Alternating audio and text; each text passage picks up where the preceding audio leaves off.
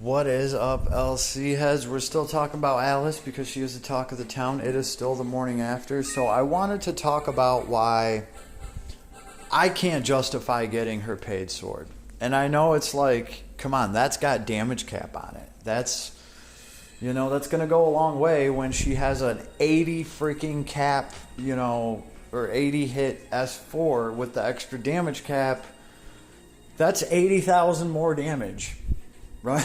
Because it's an extra what? It's more than 80,000. It's 120,000 more damage if you have her sword. But I feel like there's really good options for her sword. Specifically one that I think a lot of people are going to overlook, and one that actually mimics an ability she already has in her kit. Let's take a look at her real quick, because I've been kind of going over some of the swords and some of the weapons that she could. Now, here's what I don't like about this, okay? Here's what I don't like about this. For me to give this girl this weapon, she's going to be taking that weapon away from one of my favorite androids. We're talking Nier Automata androids, baby, because I did unlock the Trustmaster weapon from one of their arcs, and that sword is a holy sword. Oh snap, a holy sword that Alice can use, because even though it is a freaking claymore, hey, Alice can equip it as one of her two weapons, right? Specifically, what does this sword do? This sword lets you stack your strength up by a certain percent at a time after killing people. So think about that, because she already has something similar built in. Also, Sword of Lost Souls, 250 strength, 500 hit points, and physical and special attack damage 15%. Special attack damage 15%. She likes that. Oh yeah, and if special damage is resisted, ignore the resistance. I do believe this girl's her S4 is still light damage. So even though this isn't a light element sword and you're not going to be getting your light high boost from your basic attacks, with this sword equipped, you're still going to be, all your specials and everything are still going to be light element. You're getting special attack damage plus 15%, so that's to your special, and physical attacks are doing plus 15%, so that's really good. And then obviously, if anything ignores your S4 at all, it's going to ignore that resistance. So this does something just like the Trisla pistol, but specifically for your S4. It is a 7-star sword, but she definitely is going to like that, right? The Divine Sword, yeah,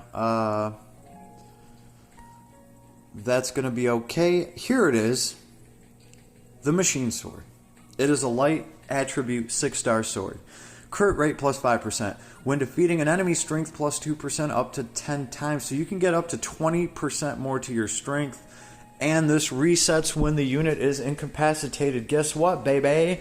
That mirrors her ability. Her ability, she is getting damage cap and more damage per enemy kill that she gets. And it doesn't reset each wave. It resets when she's incapacitated. By giving her this sword, you would be giving her another 2% stack to her strength every time she killed somebody, up to 10 enemies, which would give her 20% more to her strength. Her crit rate would also be at plus 5%, and she'd get 20% more strength off of this until she died. It is also light attribute, so even with her awesome basic attack that is like an older unit's S1, she's going to be getting, her light boost to it, because this thing does do light damage even with the basic attack. And let's not forget, 210 strength, 24 defense, 12 mind. It's a great weapon for her, I think. The thing is, I would have to take this off of my Android. The reason I have it on A2 is because she has great damage cap, and this can make sure that she gets to that damage cap after she gets a few kills, because her strength is going to go through the roof, and then obviously she's not going to have any problem fulfilling that monstrous damage cap of hers. But I could always put this on Alice. Because I do have the paid sword for A2. So this could go on Alice. It's not going to stack up her damage cap, but it is going to stack up her strength substantially as she gets kills along the way. And then that's going to help her fulfill her damage cap, especially when she's getting crits. And mine has the accessory, so she will be critting, and she'll be hitting damage cap on those crits for sure. So this is just a great option for this girl, right? Virtuous Contractor and stuff like that. Cruel Oath. Regular attacks have a chance to deal extra damage. Strength plus 20% at max hit points. Remember, you're not going to get that plus 20% strength because you're not going to be at max hit points if you're using Slayer mode. As soon as Slayer mode is used, as soon as you drop an ability, it's going to do some damage to you, and it's going to give you, a bonus to your damage. But as soon as you take some damage and you're not at full health anymore, your strength's going to drop by 20% from this sword not giving you the strength 20% bonus for max hit points. So pride and things that mimic pride, anything that jacks up your strength and your damage at a high full hit point bar is not going to work well for this girl, because if you enable Slayer mode, you're never going to be at 100% health, from my understanding, when you actually drop your skills and your S4, right? And all you need to do is be taken down by 1 hit point to lose all these bonuses. Instead, try to focus on things like Life Brave. That's my best suggestion. And then wait till somebody hits you a couple of times. You'll be at half health, and you'll get your 30% to your strength from that. So just a couple little things I picked up along the way. Not gonna lie, it would be nice to have her paid web just to get an extra, 1500 damage cap to everything. But I think this is a great alternative. This is something I already have in the bag, right? And like I said, if I want to run her with A2, I can just give A2 her paid weapon. It's going to be plenty good. And then Alice can obviously grip the machine sword if that is what I so want, right? Machine sword. And I would probably also give her the Trisla pistol, because she has sword boost, but she also has machine high boost. So if you're just rocking 2 swords, you're getting yourself gypped from the machine boost.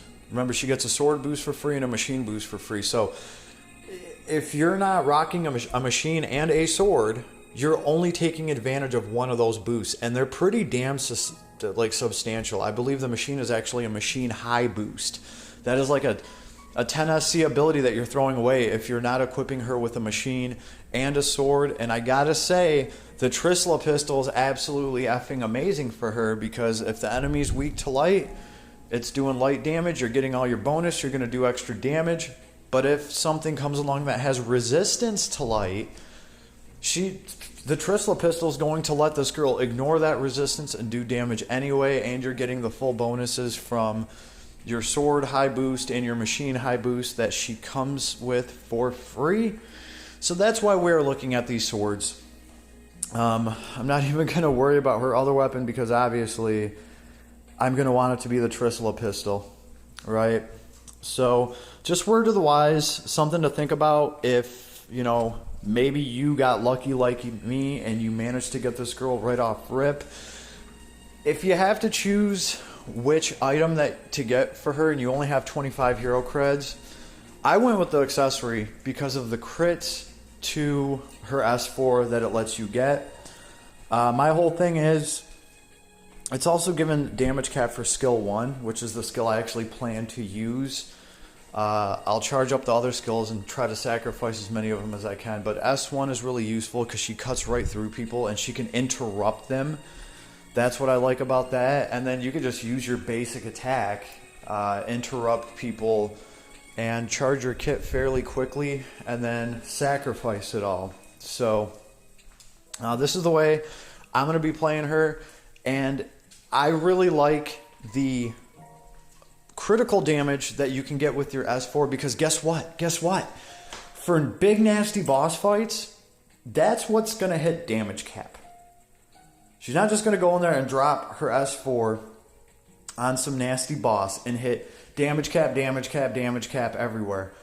on these nasty bosses that have high stats, I think your best bet is to plan on hitting for damage cap when she crits. You'll at least have that going for you. Hey, maybe you're only hitting for 20,000, but when your crits come up, bam, you're hitting for 35, almost 40,000 on a boss with really, really high stats. That's why I think giving her the ability to crit with her S4 is very important, and that is why I chose the accessory over the sword. Even though the sword gives you 1,500 to the damage cap all over the place, I would still rather have critical damage on the S4 so I can at least hit damage cap, right? So that's the way I'm looking at it, and that's going to be something that's going to be, I think, more important for like difficult bosses, right? And that's really what I'm going to want to use this girl's S4 for, because remember, against one target she's going to do more damage anyway. But like I said, against really high stat enemies, you're going to want those crits in there, because that's your best chance of actually fulfilling damage cap, I feel. So to me, that's why I chose the accessory over the sword. If I'm wrong, please leave me a comment. Maybe I'm just not looking at this right. Maybe when it's all said and done, you get more damage out of the extra 1,500 damage cap from the sword, but I really doubt it. And I think that against tough opponents, you're not going to hit damage cap. Especially if your S4 cannot crit, right? Because critting opens you up to actually getting that damage cap, actually fulfilling it. So that's how I feel about that. Only time will tell, right? But I still have time in case I want to change my mind and get this sword. I don't think I need to, though. If anybody wants to argue that with me, please, the comment section is open. Please share with the class. Educate us all. So, but just a fun little tidbit I've been noticing about weapons for her. I don't know. Let me know if you think I'm wrong, and I will see you out there. Later, everybody.